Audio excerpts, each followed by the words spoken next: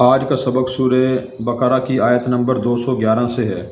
اعوذ باللہ من الشیطان الرجیم، بسم اللہ الرحمن الرحیم۔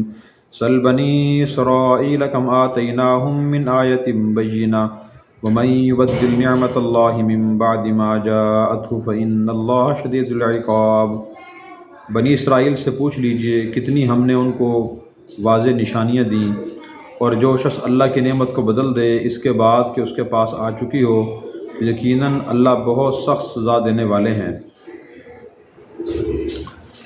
اس آیت مبارکہ میں اللہ تبارک و تعالیٰ نے نبی کریم صلی اللہ علیہ وسلم کے ذریعے مشرکین کو یہ پیغام دیا کہ آپ ان سے پہلی قوم بنی اسرائیل سے پوچھ لیجئے کہ ان کو اللہ نے کتنی نشانیاں دی تھی جب انہوں نے اپنے انبیاء علیہ السلام سے نشانیوں کا مطالبہ کیا تھا۔ مثلاً یہودیوں نے موسیٰ علیہ السلام سے کہا تھا کہ آپ ہمیں تورات لا کے دیں۔ موسیٰ علیہ السلام نے تورات لا کے دی تو انہوں نے عمل کرنے سے انکار کر دیا۔ اللہ تعالیٰ نے جبرائیل علیہ السلام کے ذریعے کوہ طور ان کے سروں پہ کھڑا کر دیا۔ پھر انہوں نے کہا ہم ایمان لائے اور اس پر عمل کریں گے۔ اس کے بعد پھر انہوں نے کہا کہ جی اللہ تعالیٰ سے پوچھوائیں کہ یہ کتاب میری ہے اور میں نے موسیٰ کو دی ہے، ہمیں تو یقین نہیں کہ موسیٰ آپ اللہ کی کتاب لے کے آئیں کوئی اور چیز لے کے آئے ہیں۔ تو پھر موسیٰ علیہ السلام 70 آدمیوں کو لے کوہ طور پر تشریف لے گئے۔ وہاں غیبی آواز آئی اللہ کی طرف سے کہ واقعی میں نے موسیٰ کو کتاب دی ہے۔ ان لوگوں نے پھر نافرمانی کی اور کہا کہ اللہ کو ہمارے سامنے آ کر کہیں۔ پھر تجلی آئی اور وہ 70 کے 70 آدمی وہیں گر کر مر گئے۔ تو اللہ تعالیٰ یہ فرما رہے ہیں یہ بھی نشانی تھی۔ اسی طرح بنی اسرائیل کو اللہ تعالیٰ نے مصر سے نکالا، دریا نے راستہ بنا دیا، فرعون غرق ہو گیا، یہ بھی قدرت کی نشانیاں تھیں۔ لیکن پھر بھی بنی اسرائیل میں سے اکثر لوگ ایمان نہیں لے کر آئے۔ تو اللہ یہ فرما رہے ہیں جو کفار آپ سے بے تحاشا مطالبے کرتے ہیں کہ فلاں نشانی دکھائیں، فلاں معجزہ دکھائیں تب ایمان لے کر آئیں گے، تو ان سے پوچھیں کتنی نشانی دکھائی بنی اسرائیل کو، لیکن وہ ایمان لے کر نہیں آئے تھے۔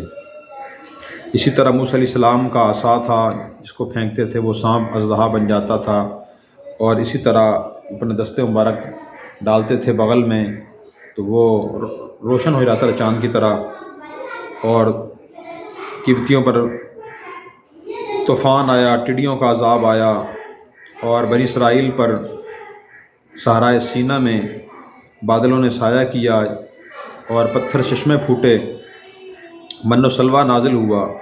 لیکن ان تمام نشانیوں سے بنی اسرائیل نے کو صحیح فائدہ حاصل نہیں کیا، نافرمانی ہی کرتے رہے۔ پھر اس کے بعد اللہ نے نتیجہ بیان فرما دیا وَمَن یُبَدِّلْ نِعْمَتَ اللَّهِ مِن بَعْدِ مَا جَاءَتْهُ فَإِنَّ اللَّهَ شَدِیدُ الْعِقَابِ، کہ جو شخص اللہ کی نعمتیں آنے کے بعد ان کو تبدیل کرتا ہے، یعنی ان کے تقاضوں پر عمل نہیں کرتا، اللہ کے پر ایمان کو نہیں بڑھاتا، اطاعت کو نہیں بڑھاتا، اللہ کی بات نہیں مانتا، نافرمانی ہی کرتا رہتا ہے، کہ اللہ سخت عذاب بھی دیتے ہیں۔ اس میں ہمارے لیے بھی سبق ہے، کتنی ہمارے سامنے اللہ کی نشانیاں ہیں قدرت کی، درخت ہیں، خود انسان کا اپنا وجود بہت بڑی قدرت کی نشانی ہے، زمین و آسمان ہیں، کھانے پینے کی اشیاء ہیں، مخلوقات ہیں، پہاڑ ہیں، دریا ہیں، سمندر ہیں، ساری قدرت کی نشانی ہیں۔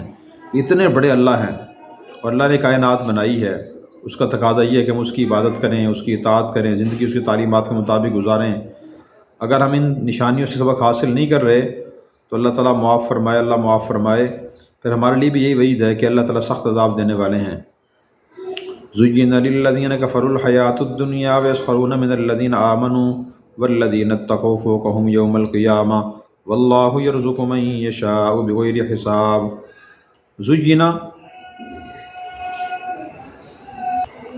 خوشنما بنا دی گئی ہے للذین کفروا کافروں کے لیے دنیا کی زندگی، اور وہ ان لوگوں کا مذاق اڑاتے ہیں جو ایمان لے کر آئے ہیں، اور جو لوگ ڈرتے ہیں وہ قیامت کے دن ان سے اوپر ہوں گے، اور اللہ جسے چاہتا ہے بغیر حساب کے رزق عطا فرما دیتے ہیں۔ اس آیت مبارکہ میں اللہ تعالیٰ نے کفار کی خامیاں بیان فرمائی ہیں کہ وہ دنیا کی زندگی کو سب کچھ سمجھتے ہیں اور اسی کو سب سے زیادہ خوبصورت بنانے کی کوشش کرتے ہیں۔ دل و دماغ میں یہ خیال بیٹھا ہوا ہے جتنا ہو سکے دنیا کو زیادہ خوبصورت بنانے کی کوشش کرو، اور حقیقت بھی یہی ہے۔ آخرت سے غافل ایک مسلمان اور غیر مسلم کی پوری کوشش یہی ہوتی ہے کہ دنیا کی بس ہر چیز خوبصورت ہو، جوتے سب سے اچھے معیاری، کپڑے سب سے اچھے معیاری، کھانے پینے کی چیزیں سب سے اچھی اور معیاری، مکان، سواری سب چیزیں بہت اچھی اور بہت معیاری خوبصورت ہونی چاہیے، لیکن دین کی فکر انہیں نہیں ہوتی۔ ہماری نماز بھی خوبصورت بن جائے، ہمارے اخلاق، ہمارے معاملات، ہماری معاشرت اور ہمارے نظریات دین کے مطابق خوبصورت بن جائیں، آخرت خوبصورت بن جائے، اچھی بن جائے، اس کی فکر نہیں ہوتی۔ پھر اس کا نتیجہ یہ ہوتا ہے کہ وہ اہل ایمان کا مذاق اڑاتے ہیں، کہتے ہیں بھولے بھالے لوگ ہیں، ان کے پاس زیادہ دولت نہیں، دنیا کا سامان نہیں، کوئی عہدہ نہیں ہے، مذاق اڑاتے ہیں۔ دنیا سے محبت اور دنیا میں بہت ذرا ڈوب جانے کا نتیجہ یہ بھی ہوتا ہے کہ آدمی اہل ایمان کا مذاق اڑاتا ہے۔ پھر اللہ نے فرمایا کہ جن لوگوں کے دل میں تقوی اور خوف خدا ہے، فکر آخرت ہے، یہ لوگ اونچے ہوں گے، بلند ہوں گے، اوپر ہوں گے یعنی مذاق اڑانے والوں سے۔ معلوم ہوا کہ آدمی دنیا کو بھی اچھا کرنے کی کوشش کرے لیکن آخرت سے غافل نہ ہو، اس کو ذرا اچھا اور بہتر کرنے کی کوشش کرے۔ پھر اس کے بعد فرمایا واللہ یرزق من یشاء بغیر حساب، کہ کافروں کے دل میں ایک غلط فہمی یہ بھی تھی کہ ہم ہی مسلمانوں سے اچھے ہیں کیونکہ ہمارے پاس دنیا کی چیزیں زیادہ ہیں، رزق زیادہ ہے۔ تو اللہ نے فرما دیا کہ رزق کا زیادہ ہونا، مال و دولت کا زیادہ ہونا یہ اللہ کی رضا کی علامت نہیں ہے۔ اللہ کی جو رضا کی علامت ہے وہ تو ایمان اور نیک اعمال ہیں۔ جس کے پاس وہ زیادہ ہوں گے اللہ اس سے زیادہ راضی ہوگا، اور جس کے پاس وہ کم ہوں گے اور ایمان نہیں ہوگا اللہ ان سے راضی نہیں ہوگا۔ تو اس لیے رزق کا پھیل جانا یہ اللہ کی نافرمانی کے ساتھ اللہ کی رضا کی علامت نہیں ہے۔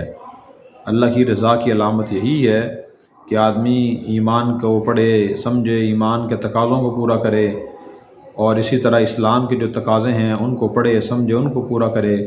وہ صرف عبادات تک محدود بھی نہیں ہے، بلکہ میں نے پہلے بھی عرض کیا تھا معاشرت، اخلاقیات اور عقائد یہ سب چیزیں دین کا حصہ ہیں، ان سب کو پڑھ کے سمجھنا اپنانا ضروری ہے۔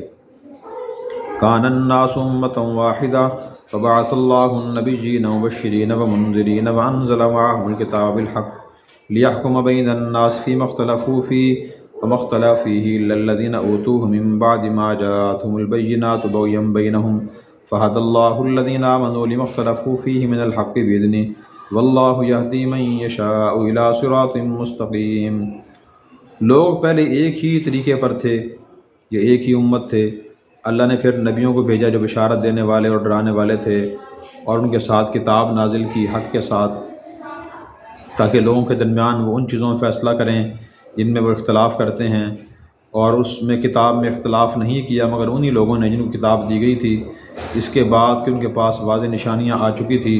انہوں نے اختلاف کی آپس کی ضد کی وجہ سے۔ اللہ نے ان لوگوں کو ہدایت دی جو ایمان لائے ان چیزوں میں جن میں وہ اختلاف کر رہے تھے، حق کی چیزوں میں اپنے حکم سے، اور اللہ جسے چاہتے ہیں سیدھا راستہ دکھا دیتے ہیں۔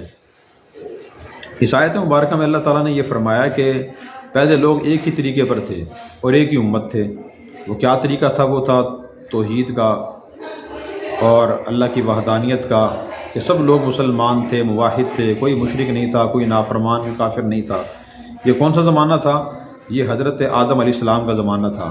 آدم علیہ السلام اللہ کے پیغمبر تھے، ان کے ہاں جب بھی اولاد پیدا ہوتی تھی وہ اسے حق کی، توحید کی، اللہ کی اطاعت کی، عبادت کی تلقین کرتے تھے، اور ان کی اولاد فرمانبردار ہوتی رہی، الا ماشاء اللہ کوئی نافرمان ہوتا جیسے قابیل تھا، باقی سب فرمانبردار ہی تھے۔